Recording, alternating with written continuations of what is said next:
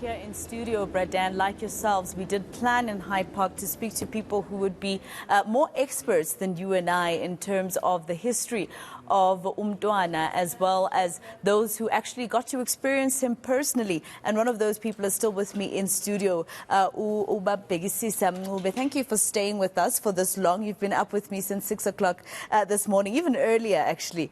So as we talk about the history of Ushenge, obviously a lot of people use the word the history or his legacy is not a simple one to explain. It's contended by a lot of people, etc. But one thing you can at least give him, and I know you probably, it's very difficult for me to ask you this question, but one thing you can give him is that he was able to make the Zulu nation one of the most respected around the world. He certainly did. For the Zulu nation, he did a lot. He maintained that kind of unity that is required. And the last one, of course, was the ensuring that King Mngosuthu ascends to the throne. It played itself out in the public domain on live television. Everybody was saying, hey, every family needs a Buthelezi. And for me, personally, I'm a writer today. I've written speeches for a number of politicians and business people. It's because of the training I got for free from reading his speeches way back in 1980s and 1990s. So it's not all doom and gloom. Yeah.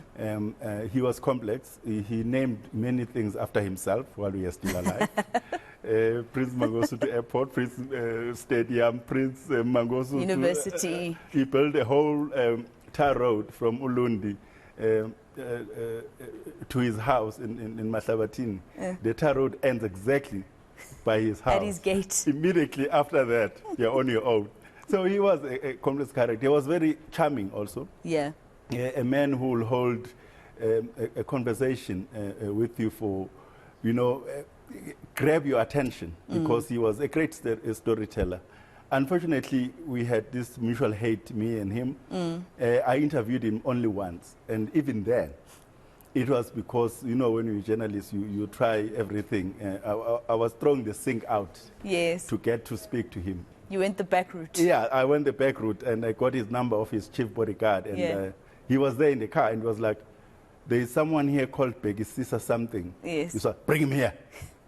And I had my moment of fame with him for a minute. Yeah. Actually, what I was confirming is that the rift in the royal family was widening, because this is 2005, just ahead of what was called the Zulu crisis in Bizo, which was called by Buthelezi and snapped by the king, where Buthelezi re-emphasized this point that as a Zulu nation, we want to have a future where we can fly our own flag. And he added, possibly alongside that of South Africa. Yeah, but also the fact that he did, of course, make the Zulu nation one of the most respected in the African continent, and obviously internationally, a lot of people also will actually make reference to the Zulu nation when they make reference to Africa.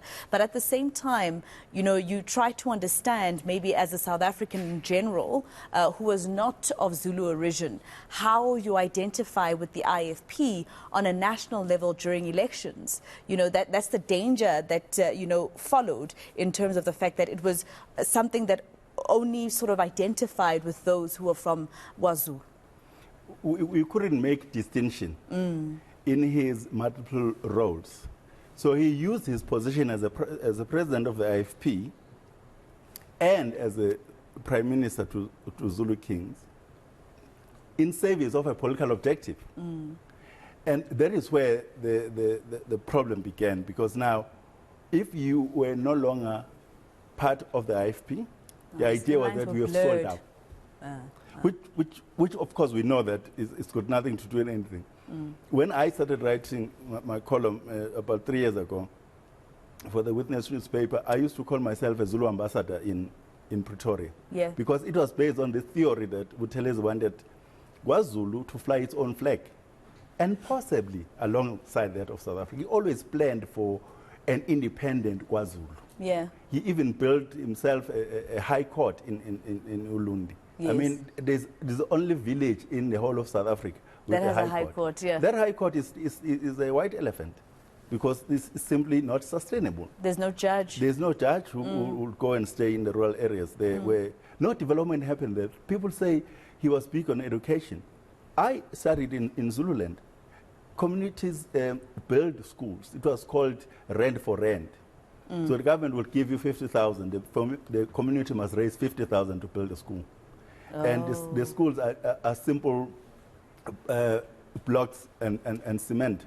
There's nothing fancy. The first time I saw fancy schools, you'll see them in the cities. Either former model schools, or he loved Umlazi. So he built so many things in Umlazi, including comprehensive high school. Yeah. And speaking about Umlazi, you know, that's also another area that in the early 90s, some people would talk very differently about their experiences of Prince Mangosuthu Buthelezi and his legacy. Just very quickly, I have to throw back to Bradan, just very quickly, in terms of what hangs above his head. Those early 90s, you know, it still hangs above his head, especially because after the Truth and Reconciliation Commission had a 350-page report saying he did actually go against human rights and he violated human rights. In 2003, when the High Court did decide to remove him, it was just from a settlement. It wasn't really because anybody proved that he wasn't a part of it. Well, yes, which is actually sad, and that is why I say his death marks an end of an era of duplicity, because Umlazi was under the tutelage of a killer police officer, Sipiwe Mvuyane, who died in 1993. When he died, Buthelezi appeared on live television and said he was the most honest and reliable officer of the law. Yeah. I mean, Mvuyane was a killer. Everybody knows that. And he left behind many grieving families. But we were told that he was the best. The same thing in Mpangeni, there was Mantwengu, who will kill and the police will never touch him. I guess